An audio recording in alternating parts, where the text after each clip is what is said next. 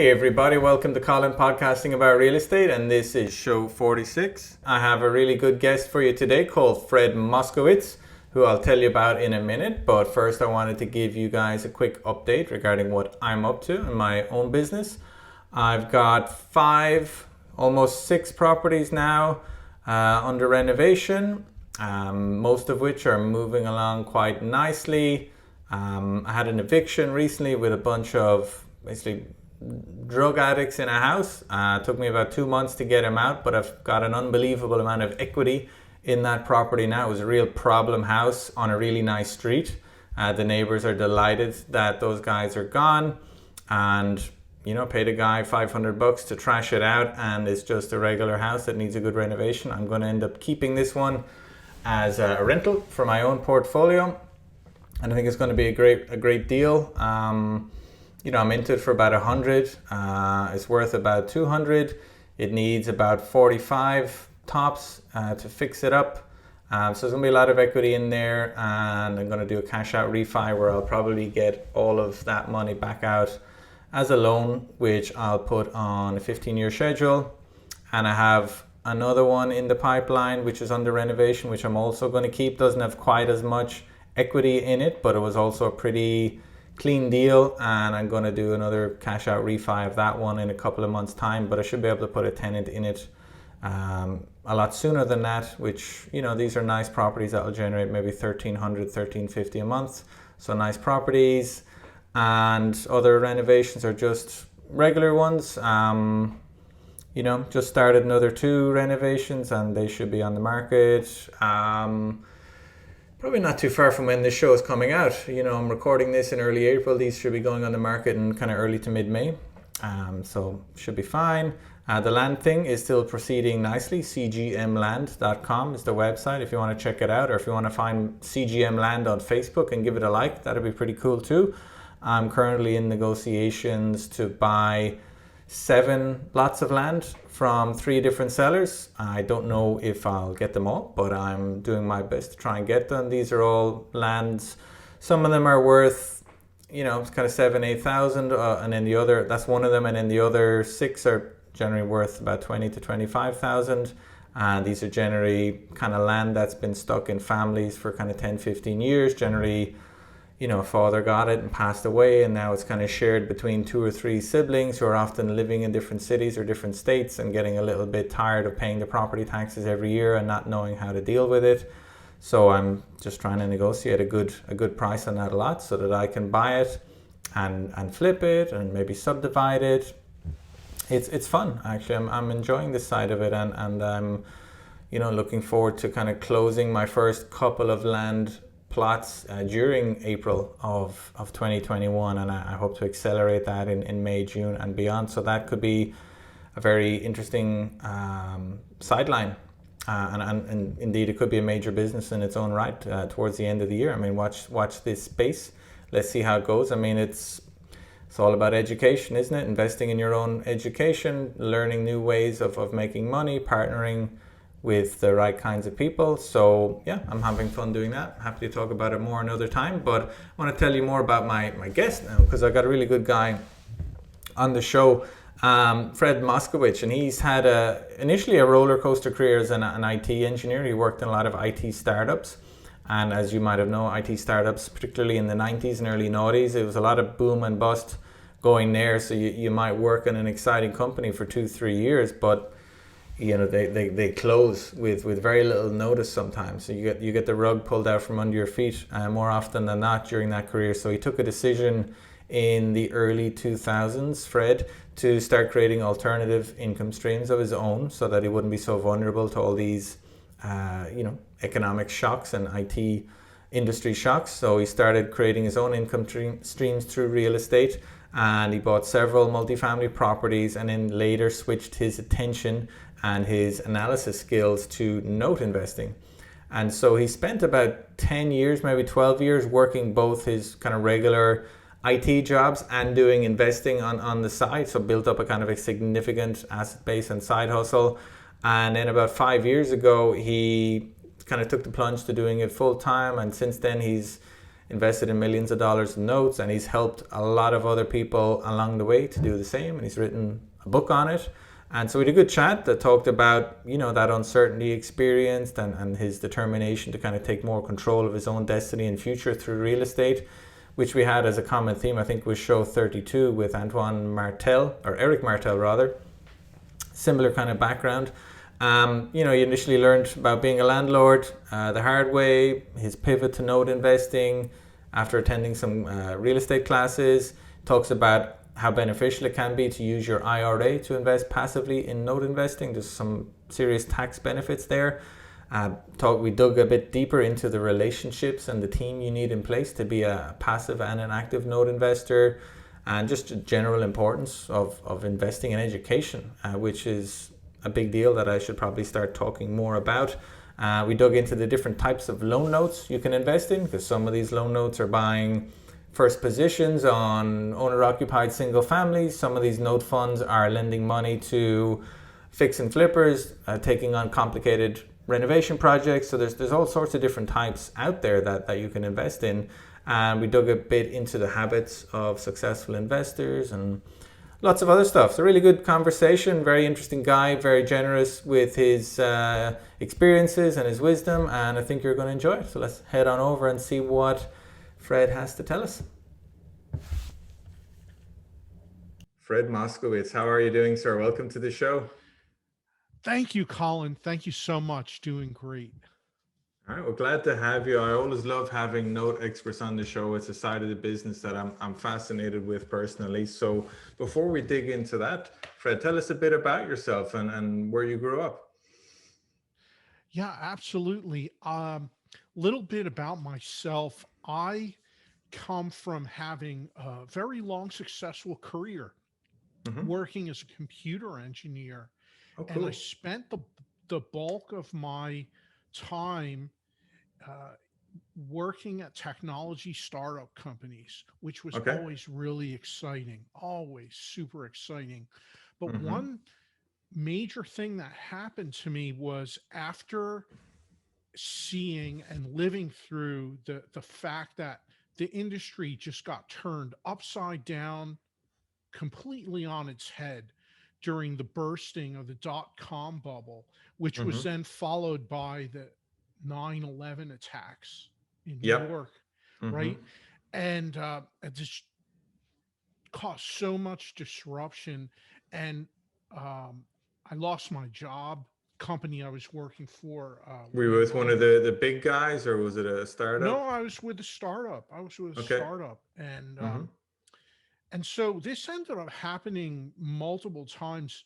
But after this particular company, I realized that I was just way too dependent on the income from my job, right? Mm-hmm. This was a job just full of all of these circumstances that are completely out of my control. Yeah. And so even though I loved what I did, Mm-hmm. I learned that no matter how talented of an engineer I was or how valuable of an employee I was, well, if things were not going well financially at the company or in the industry, then I would quickly lose my job for no fault of my own.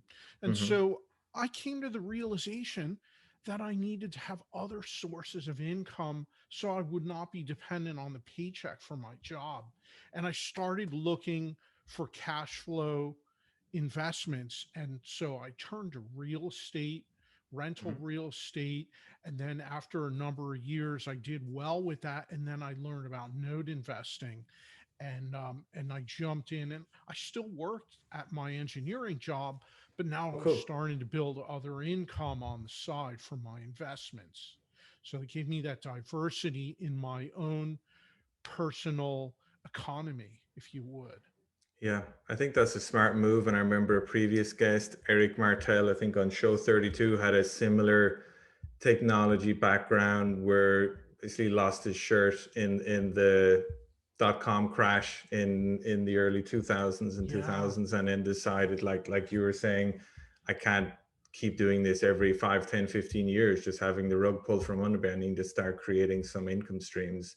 and like yourself, you settled on real estate as a way of doing that. And like you said, one of the great things about real estate is you don't need to be a genius to make money at real estate. You need some skills, you need some tools, but anybody can do it. I think you need to be pretty special and have a special kind of thick skin to kind of survive decades in the technology business and real estate, maybe to a much lesser extent than that. So, can you remember your first real estate deal? Talk to us about that when you decided to start diversifying away from your roller coaster kind of technology engineering income.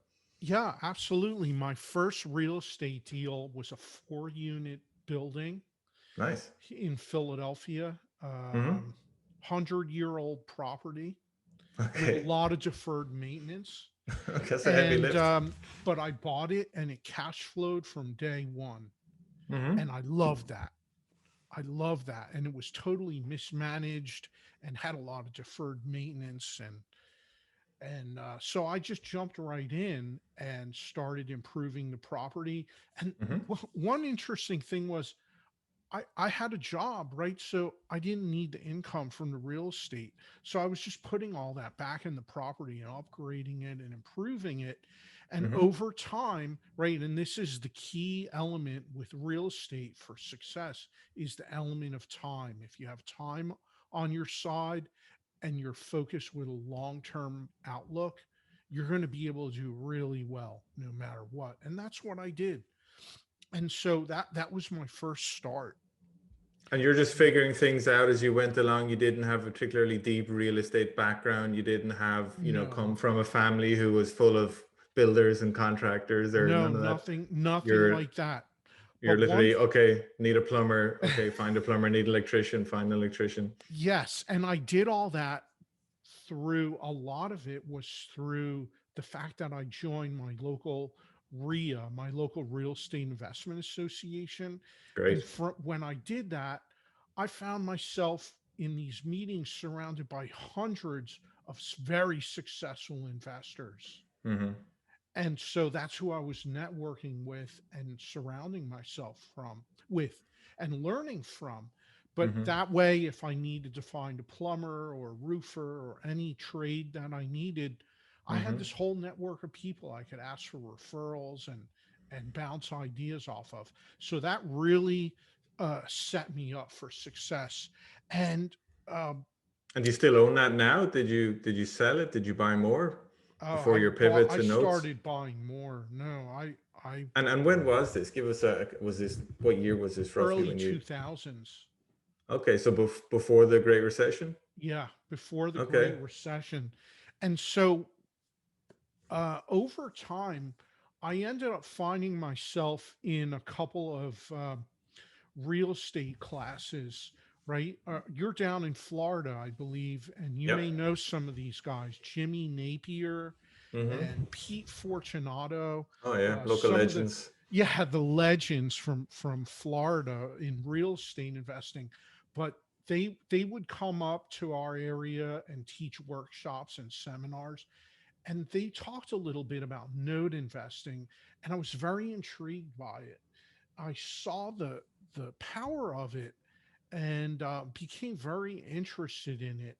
And so I started looking at it as a way to diversify because I had a good real estate portfolio built up. I Mm. like the idea of notes of investing in the finance side of the transaction of the real estate. Might have suited your technology engineering background a bit more than the nuts and bolts of being a landlord, or no?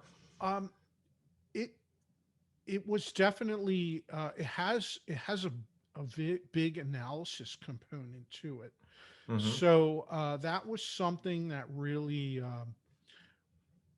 I really could apply my skill set, my technical Yep. skill set to that.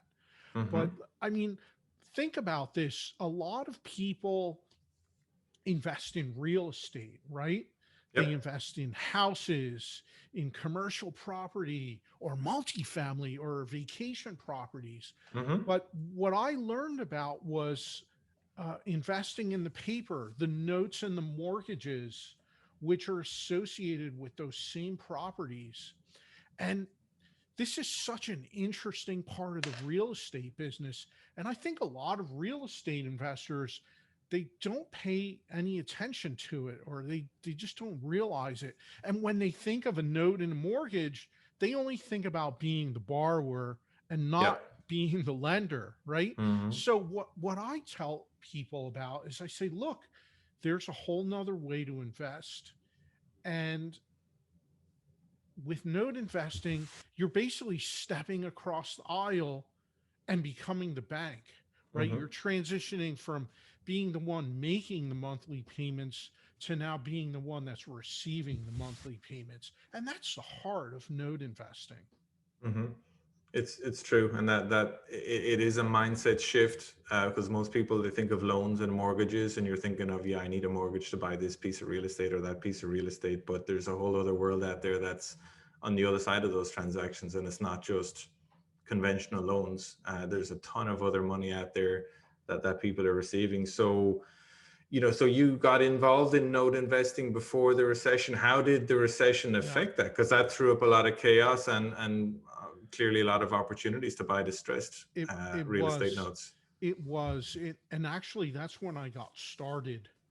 Right about 11 years ago, 10 years ago, I started, and it was right after that Are mortgage fortunate you didn't get meltdown. started a couple of years earlier buying notes Yeah, that would have halved in but value? well, here's the thing. When I started, it was a terrible time in the mortgage industry, right? Okay. Lenders were reluctant to lend. Mm-hmm. I was looking to buy notes on the secondary market. So I was buying institutional notes that were already originated, and there was so many notes out there available. I mean, it's not like that anymore. But back when I got started, the discounts on notes was pretty significant, and there was so much available. It felt like um, you couldn't buy, you could never buy all the notes that were being offered for Can you give sale. us a few examples of the kinds of stuff you were buying and how you made money out of them? Um, oh, there's so many. I ended up buying quite a few notes and holding them in my self-directed IRA, which Okay. was it's a real powerful strategy that you can do. But you can use retirement account funds to invest in notes, and since it's quite a passive investment, it works out really well with the requirements around self-directed accounts, and that you're not allowed to be actively involved in it. And that's how I got started. But you could buy notes, you could buy them at a discount, right? Were This you buying became performing notes? You weren't having to modify loans and do all that kind of buying hard work? performing notes. That's been my focus. Okay. And yeah, so you can buy them at a discount, right? Which, as a think about this for all you real estate investors out there, Hmm. what's always the goal during acquisition is to negotiate a discount to buy for less than market value. So Yep. with note investing, you're buying at a discount that's pretty standard. And so you're buying it less than the amount owed on the debt, and you're still buying an asset. It's backed by hard collateral, so you have something tangible Hmm. backing your investment.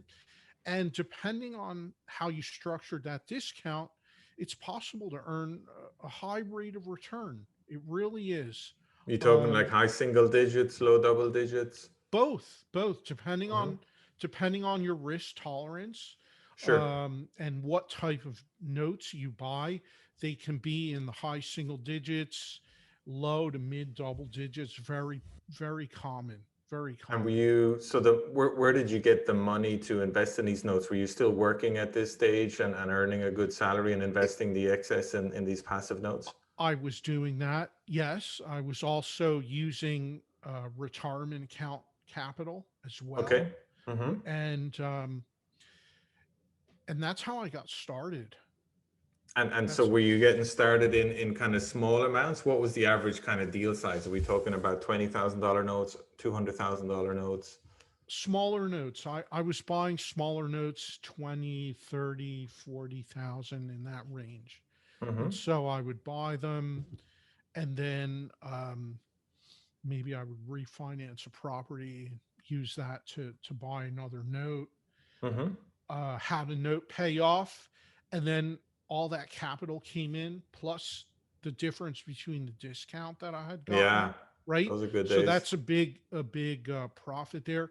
So then I took that and bought two notes with it, and kept cycling that. It's that velocity of money, right? Mm-hmm. Because think about it, you hold a note for a year and you have this cash building up. So you always want to seek to redeploy it.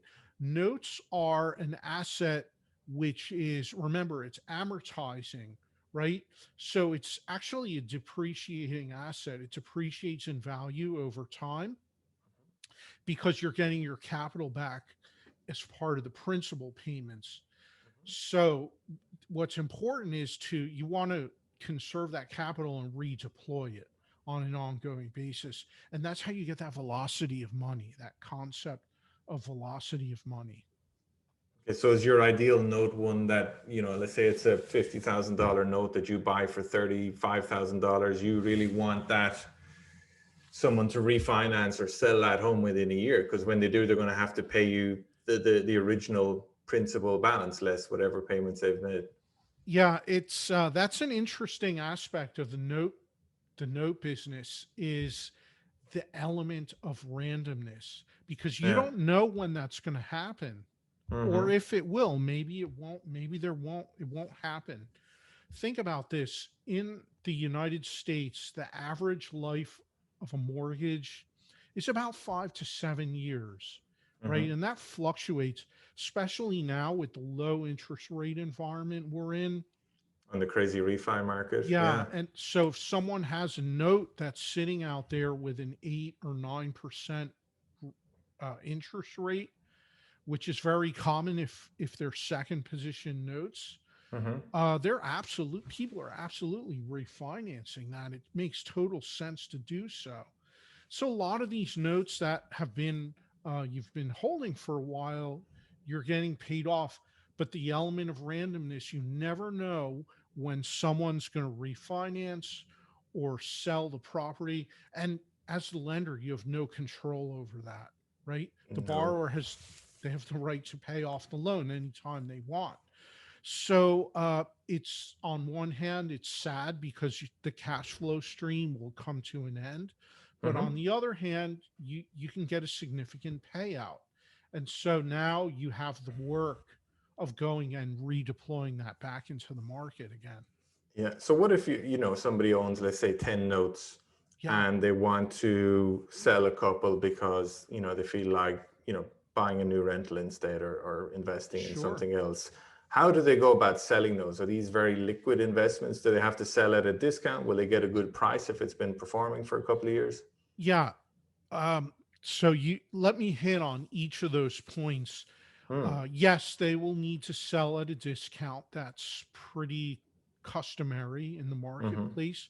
However, the discount is influenced by the quality of the note, the quality of the collateral, and the borrower's profile, as well as that payment history. So, if Mm-hmm. there's a long seasoning on the note and it's a solid payment history, then the note's going to be worth more.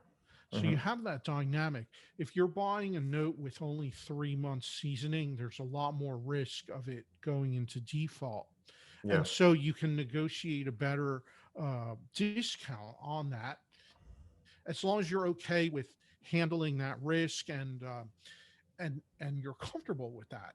And so there's a quite a bit of variation, and I talk about a lot about this in my book into these different factors that influence the pricing and the risk factors on the note.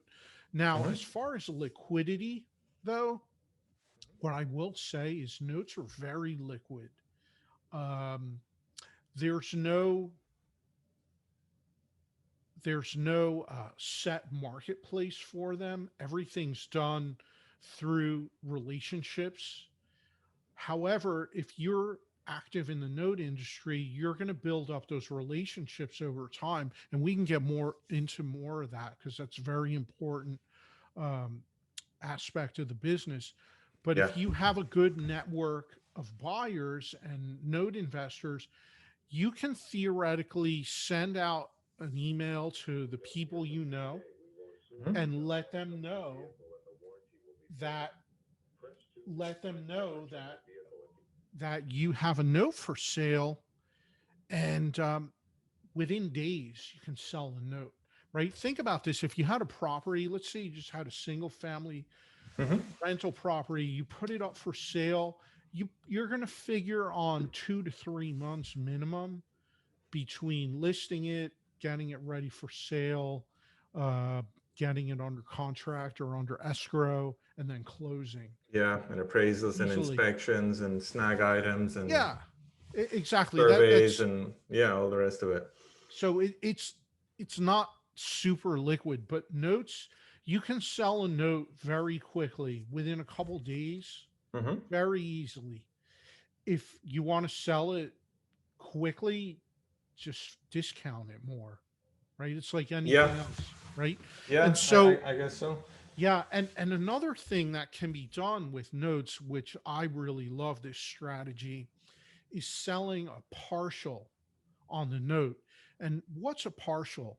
Partial is, instead of selling the whole note, the whole payment stream, you can Hmm. sell just a portion of it. Let's say you have a 30-year note, right?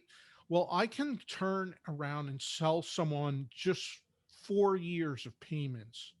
And so the buyer will buy those 4 years of payments, they'll earn that rate of return, and then at the end of the 4 years, the payment stream reverts back to me, and then I can collect the rest, the balance of those 30 years of payments.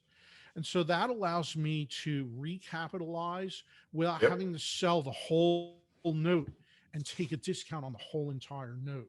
So that's a great that's interesting. strategy for liquidity. Yeah, actually, in my book, I wrote a whole chapter dedicated to this concept. It's more of an advanced level thing, but with if you're teamed up with a good note servicer that's handling the note for you, they should be totally able to handle the partial transaction and support you with it to make it Yeah, easy because it's that was my next question because yeah, you'd need a good because there's a lot of messiness here in collecting the yes, money from the borrowers and distributing it and modifying the paperwork. So you do work with loan servicers. There are like a handful of top loan servicers that most people work with that have been correct. there and seen it all and will do whatever you ask them to do. That's correct. Note servicer is going to be one of the most important and key vendors in your note business as an investor. And it doesn't matter if you have one note, 10 notes, or hundreds of notes. I always encourage people use a note servicer. Hmm. Think about them as just like a property manager for your rental property. A Yeah, note servicer manages the note for the investor, and they do a very good job of it at a very low cost. It may cost $15 to $20 a month on average to have your note serviced for you. And that so seems they reasonable. manage all the interactions with the borrower. They handle keeping track of the amortization schedule on the note. They send out the tax statements at the end of the year, right? They do all of that. If the borrower calls in with questions on the account, they handle that. If the borrower calls in requesting a payoff because they're refinancing the note or they're selling the property, the loan servicer takes care of that. So these are very important functions, and they handle so much of the compliance requirements which are out there that have to be adhered to as well. So they really provide a very valuable service. Wow. It sounds like their fee's very low. You said 15, $20 a month, and this could be on a note that you're collecting hundreds or even, thousands of dollars on. Is it just like a tiny percentage of what they're collecting, or how do they work out their fee? It's just a flat rate per note. Okay. Okay. So Yeah, they don't care if it's $100,000 note or a $10,000 note. It's the same no, amount of work for them, regardless. exactly. It's the same amount of work for them as the loan servicer, and it's the same amount of work for the investor as well Sure. to Mhm. own a $10,000 note or $100,000 note as well. So you can that was a early lesson I learned as well, Yeah. that the low balance notes, it's the same work and the same expense as some of the larger ones. So you may want to think about how you deploy your Well, capital. I guess you want to dip your toe in the water a little bit before you put like a large chunk of your savings. So yeah, but once you figure out how it works, yeah, go up a bit. So loan services are clearly a key part of a team that you need. What other key relationships does a note investor need? Some other key relationships, attorneys is a big facet of it, right? You're going to need attorneys that are located in the states where your notes are. Mm, So for me, right, um, I invest all over the country, nationwide, and I manage a note fund. We buy notes all across the country, and so with that, we have attorneys and legal support in every state where we're investing in. It's very, very important because there's a lot of nuances that are state specific, yeah. right? So you want someone that's inside that jurisdiction and familiar with the local laws and requirements. And so that's an important part. It's having that legal team in place. In Hmm. addition to that, you're going to need support with your document services, which includes recording the notes, the not the notes, but the documents related to it, which could be the mortgage itself or the assignment of mortgage, which is basically the document that tracks the ownership when a note is bought and sold and it changes ownership. That has to be recorded in the county where the property is located. And this is very important. It's called perfecting the lien. And so, what that means is it puts on public record that there's a lien against the property Hmm. and who is the point of contact if that lien needs to be cleared from title.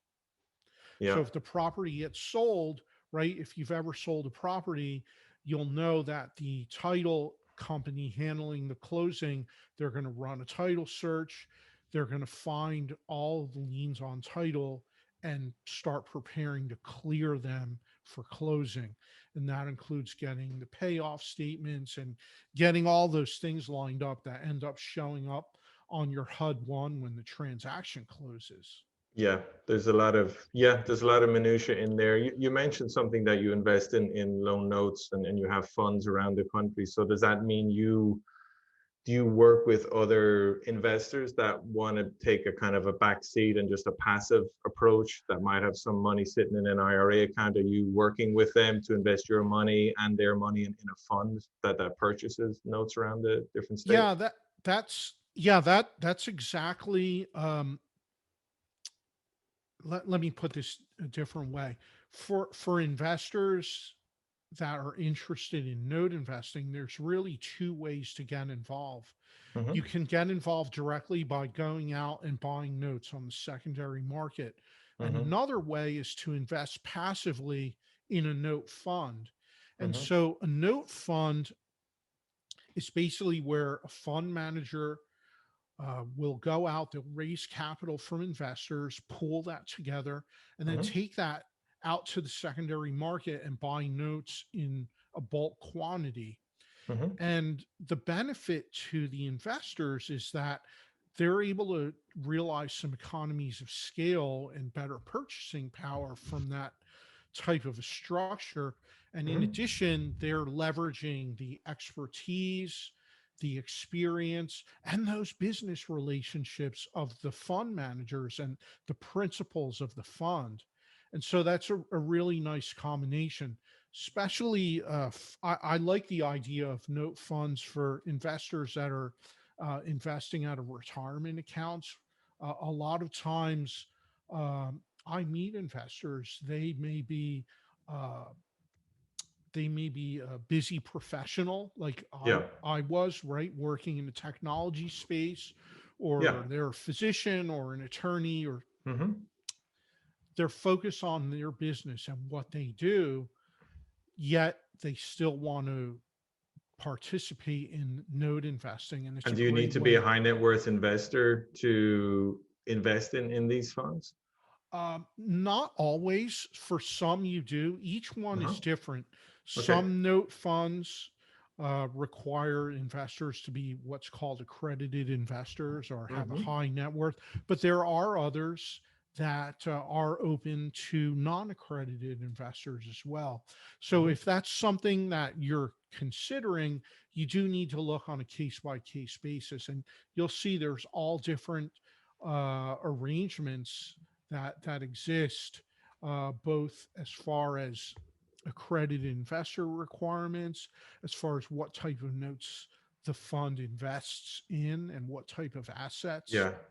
Right? And You'll see note funds, for instance. There's a lot of them that they do is hard money loans for real estate investors, for those fix and flip deals mhm. that people do, and that's all they focus on. And you'll just see all these different arrangements. Other funds focus strictly on buying notes on the secondary market. And So is that what your funds do? they're, You focus they're on notes in the secondary market? yes, yes. So you'll see a lot of that out in the marketplace. Hmm. So that seems like a slightly lower risk, or maybe. So what kind of returns do investors get by buying in a fund with an operator like you that buys relatively safer notes in the secondary market? Yeah, that's a broad question. So note funds in general, what I've seen from looking at many funds out there, Hmm. they're going to pay anywhere from between 6% on the low end to maybe Hmm. 15-16% on the high end.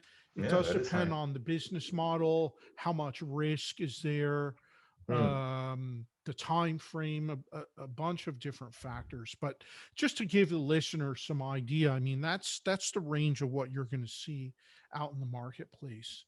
Yeah, I mean, look, there's a totally different business. One, if you're just buying performing first position notes on nice single family homes, that's a low risk. But if you're buying in a fund that lends money to rehabbers buying 100-year-old houses, that's a different level of risk. Different Exactly. type of business entirely, and just both are fine, but know the risk profile of whatever it is you're investigating, I guess.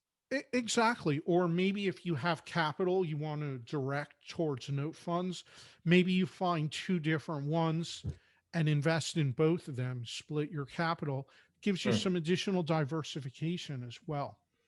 Yeah, and I've always had, I'm very fortunate that I, work for myself and I invest in what I like to study and I put my own money in, and I have, I could dedicate 40 or 50, 60 hours a week to figuring out what I want to invest in. I don't have a W-2 job that takes my attention. I mean, what's your take on kind of, active versus passive investing, for people that have uh, a job? I mean, how should someone figure out what they should be going deep on and what should they be going passive on? It really comes down to time, how much time you Mm, have mm-hmm, available. Um, if you're going to buy a couple of notes here and there, uh, it's not going to take a huge amount of time. But if you want to build it into a business, you have to be prepared to dedicate your whole work week to yeah. focusing on node investing, because it's about the education, learning the business, as well as building relationships, which is huge. Mm-hmm, Node investing, the whole industry revolves around personal relationships. And this goes for buying notes, getting access to purchase them and selling them, as well as the vendors you work with and your support team, all of that. Mm-hmm. It's all done through relationships. And it's Well, it interesting takes time. because it's a small world. We all know each other, Mm-hmm. those of us in the industry, but we're all competitors and collaborators at the same time. Yeah. It's really neat. But I have colleagues. We all do business with each other. We may be bidding against each other on a sale of notes in one particular situation, and Mm-hmm. then the next week we may be transacting between each other and doing business together, right? Yeah. So that's the dynamic we have, and that's how we work. But I love it. I think it's great. It's a great industry, and so many wonderful people involved in it. It is. So when did you, I didn't ask you this earlier. So when did you take the decision to like dive, to kind of go all in on notes and put the kind of active real estate investing and the, the kind of W-2 job on the back burner? It was about 5 years ago. Okay. Yeah, about 5 years ago. So the company I was working for went out of business. It Ah, so happened, they made right? your decision Familiar easier then. familiar pattern there, right? Wow. Yeah. Yeah. Okay. And so at that point, I decided to go full time with the business. Uh, Mm-hmm. I had grown it to a substantial amount already, and just took Perfect. it to the next level. Yeah, and You're probably certainly glad that you it's lost a that job daunting now, are thing you? to do. Yeah, Oh it's yeah. a daunting thing to do, but I'm happy I did it. I find very rewarding just being a business owner in general. It's very Mm-hmm. rewarding, and I love that. I love uh, the the challenges, the opportunities to grow, the constant pushing yourself, pushing beyond your limits, right? When I decided 2 years ago that I was going to write a book about note investing, Mm-hmm. and it was such a wonderful experience. It was hard. It's a hard slog to write I'll a bet. book. I'll tell Mm-hmm. you, but very rewarding. Rewarding. I'm so happy I did it, and I've met some wonderful people along the way. Mm-hmm. So, what And advice do you have of any listeners that are in a similar boat to where you were a few years ago that might have a significant kind of real estate side hustle, but they're in a job that's providing a steady wage and they're just not sure if they should take the plunge and quit their job or continue doing both? well, that's a very personal question. Like, everyone has to evaluate their own situation Mm-hmm. and how much risk tolerance you have in your own life and Mm-hmm. financially. But if you have a good stable asset base where that's going to support you, that makes it a lot easier. But True. what I would say is, as far as advice, is get around people that are doing what you want to do. And that's who you should be getting your advice from, Mm-hmm. right? Don't get advice from your friends down at the corner bar. Right. Don't get advice from people that are stuck in their life and they don't know what they want. Mm-hmm. Find the people that are successful at what you want to do and Mm-hmm. learn from them. Spend time with them, network with them, right? Think about this famous quote from one of my favorite personal development speakers, Jim Rohn, right? He says, "You become the average of the five people you spend the most time with." Mm-hmm. Have you ever heard that quote? I have, sir. Yeah. Yeah. Yeah, and it's so That's true. It's so very true. powerful. And a lot of people apply that to financial, like your net worth. But really think about it, whatever kind of mindset that you're seeking to do, or if you want to become a business owner, hang around with other business owners, learn from them, let them share their experiences with you, and they will give you advice and they'll tell you about how they got started. They'll tell you about the sleepless nights they may have had, right? It's Yep. not easy. I'm not going to Nope. sugarcoat Ups things, and downs for sure. Mm-hmm. but it's rewarding.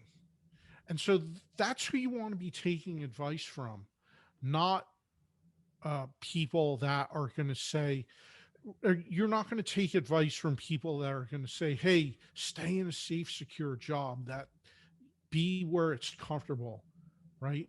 That's not going to push you out of your limits. Yeah, you're not going to learn It's much. not going to serve you well. Yeah, I love that. I think that's fantastic advice. And, kind of going on from that, if, I agree that, great idea to hang around with people that are doing what you would like to do, or people that are running their own businesses. Have you noticed any habits that those types of people have in common that would be, you would recommend other people work on developing? Wow. That's such a juicy question, Colin. I could Or do you, take do you this in have any so many habits that different. you've developed in the last five Yeah. years that have helped you become a better business owner that you didn't have 10 years ago? Yeah. Oh, very much. Very much. First of all, first of all, one super important habit. Uh, this is something I learned from Jimmy Napier, Hmm. right? He he taught us this. He taught us take 10% of what you earn, your income, and invest that in yourself every year.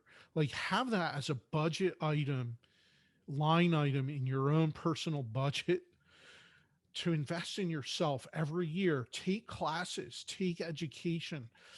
Don't be shy about traveling across the country to attend a conference in your industry so that you can learn at the conference and network with like-minded individuals. That's money so well spent.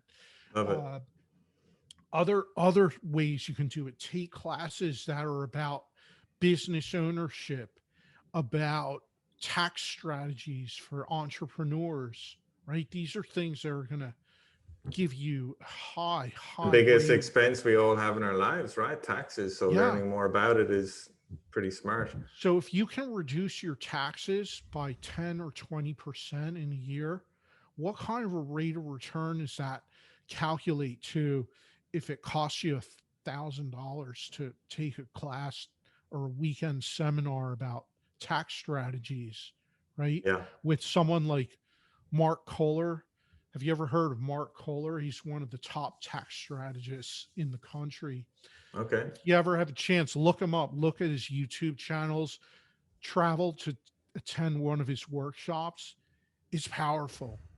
You'll get back so much. This is like Benjamin Franklin.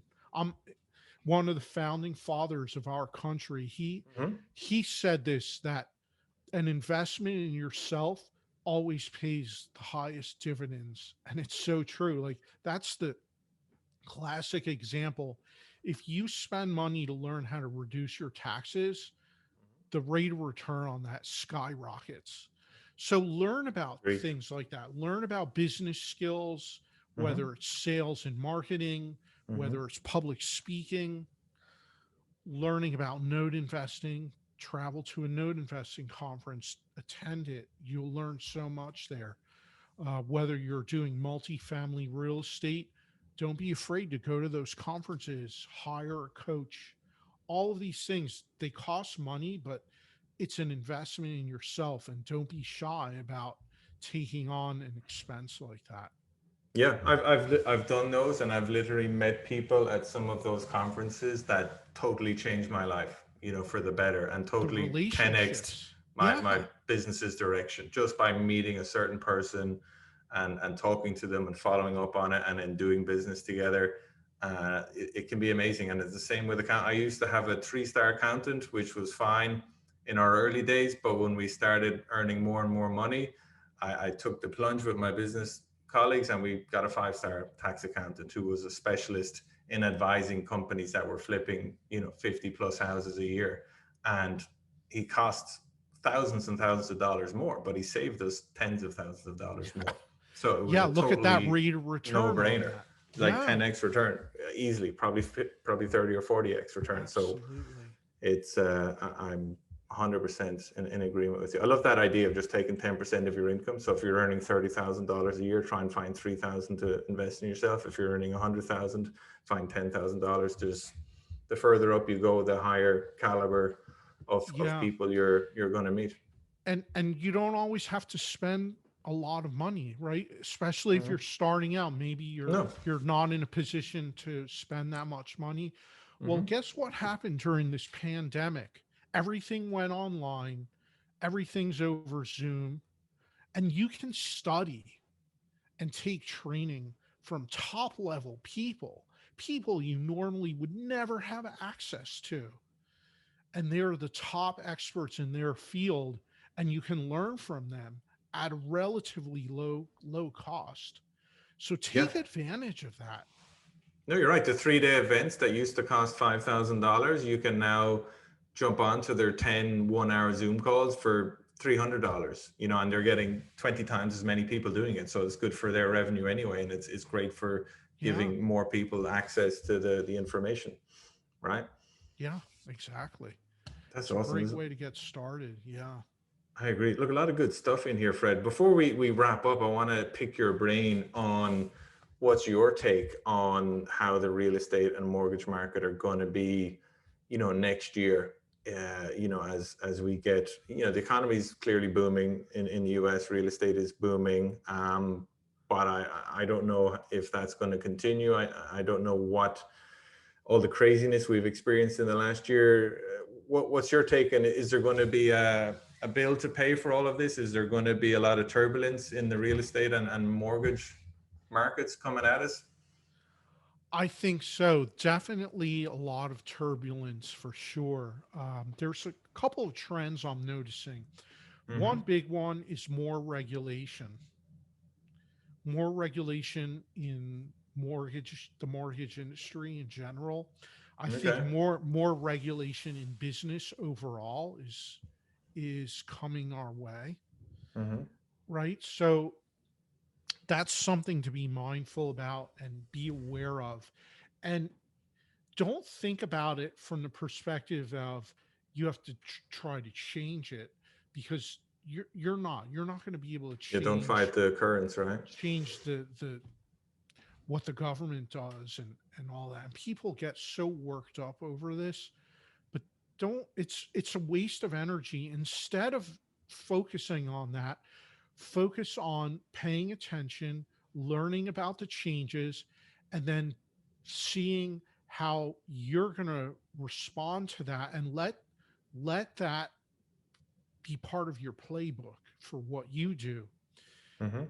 Don't try to fight the government, but instead stay ahead of them and see how you as an investor can better position yourself, because the government's always going to incentivize specific things, specific activities.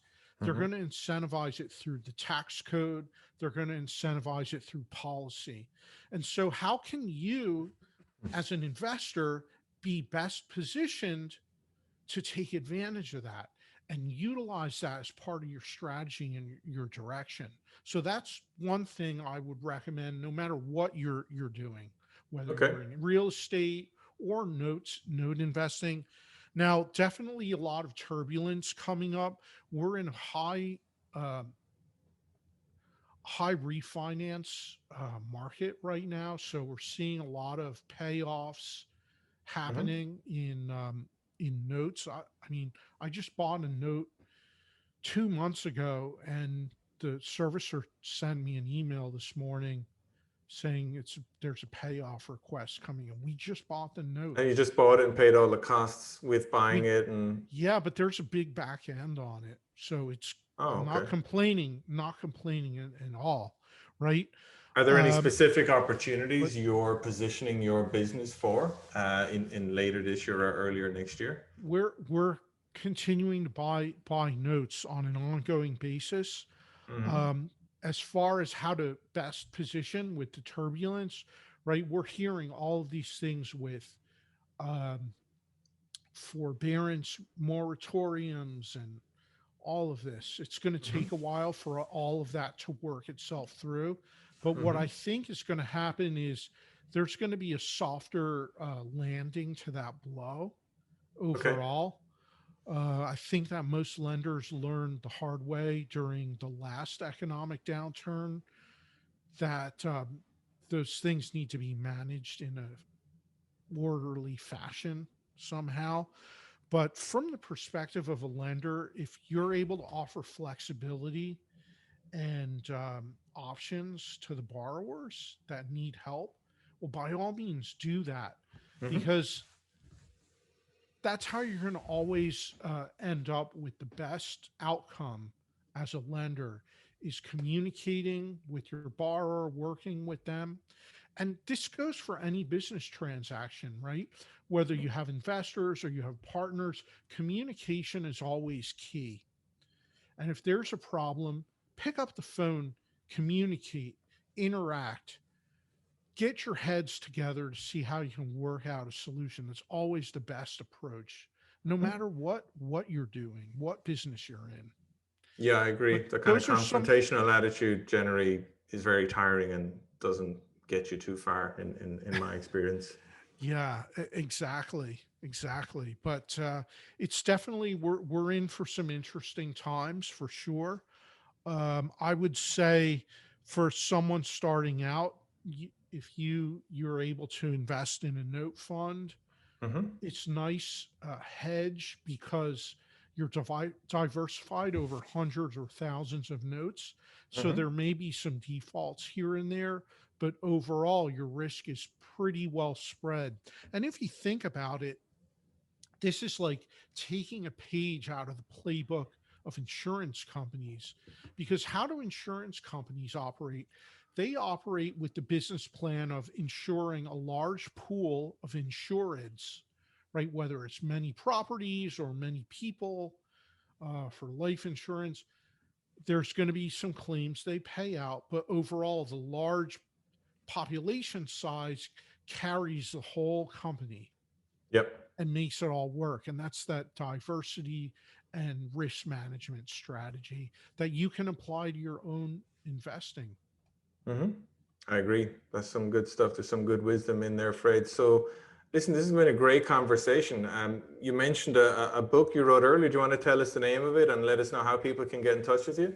Yeah, I'd love to. I'd love to. Here's a look at it. It's called The Little Green Book of Note Investing. It's available on Amazon. Hmm. And we cover so much in the book, case studies on individual notes, Hmm. as well as how to do analysis, due diligence, what note investing is all about, where to buy notes, partials, as I mentioned earlier. Hmm. And a good amount of focus is on utilizing self directed accounts for note investing and how that works. So, a Hmm. lot of different strategies, but a great starting point for anyone interested in learning about the business from a basic point of view. Again, Okay. it's called The Little Green Book of Note Investing. I will stick a link to that on the show, and I think you have a website as well with your own stuff. Do you? Yeah, yeah, I do. I love connecting with other investors. So Hmm. if anyone has further questions about note investing, feel free to reach out, connect with me, even if you just like to network. I always love speaking with other investors and networking. You can visit my website at fredmoskowitz.com Perfect. and connect with me there.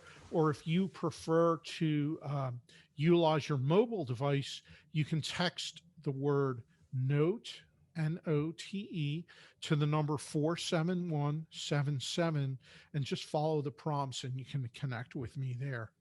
Cool. I will put all that on the show notes, Fred. Thanks again for sharing your story with us. I really enjoyed it. Thank you, Colin. Thank you. And in closing, I just want to make one offer to all of the listeners of your podcast. If you visit my website, you can sign up to receive a special report that I've put together talking about note investing in more detail, and free to offer that to anyone that's listening today. Thank you. Perfect. Thank you very much, Fred. It's been a Thank you pleasure. so much. So there you go, folks. That was show 46 with Fred Moskowitz. I thought he had an interesting story. I enjoyed chatting with him. I think he's the third note investor I've had on the show after Dave Van Horn and Scott Carson, two shows that are also worth checking out. But Fred comes at it from a different kind of angle, in that he was in a regular job in the IT industry for many years, and he was using real estate as a side hustle for many years. But he's built up a pretty decent note investing business now, and he's clearly got a passion for teaching others about it. He wrote a book, which is a very difficult endeavor to do.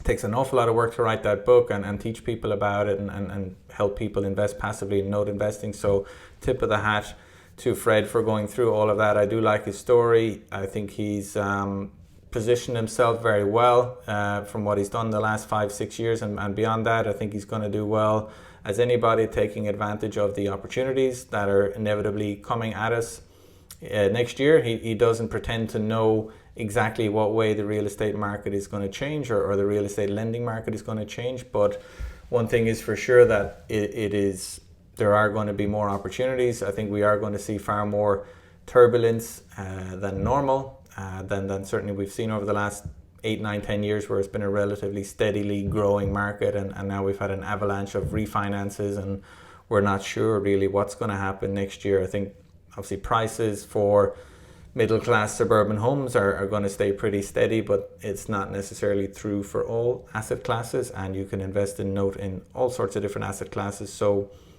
let's see how that goes. I will certainly be keeping an eye on things myself. I do like to invest in notes from time to time. It's mostly passively for now, but I would like to get a little bit more active if I can later this year and early next year, and it's guys like that Fred who could educate me on how I could do that. So I enjoyed that conversation. If you did too, and if you're enjoying these shows, please do give it a like or a share using your app or using one of my posts on social media. You'll find me on Facebook, Instagram, LinkedIn under either Colin G. Murphy or Colin Investments. Just have a look at them, or you'll also find those links on my website, colininvestments.com, plus a bunch of other reports and videos and podcasts and anything else. Subscribe to my mailing list on the website as well, so you get the stuff I send out every week, and there's links there to schedule a call with me if you want to have a quick chat about your own real estate journey. If there's anything I can do to help, I will be happy to try. Other than that, I will be back again soon for show 48. I appreciate you listening, and this is Colin G. Murphy signing out. Thanks guys, bye bye.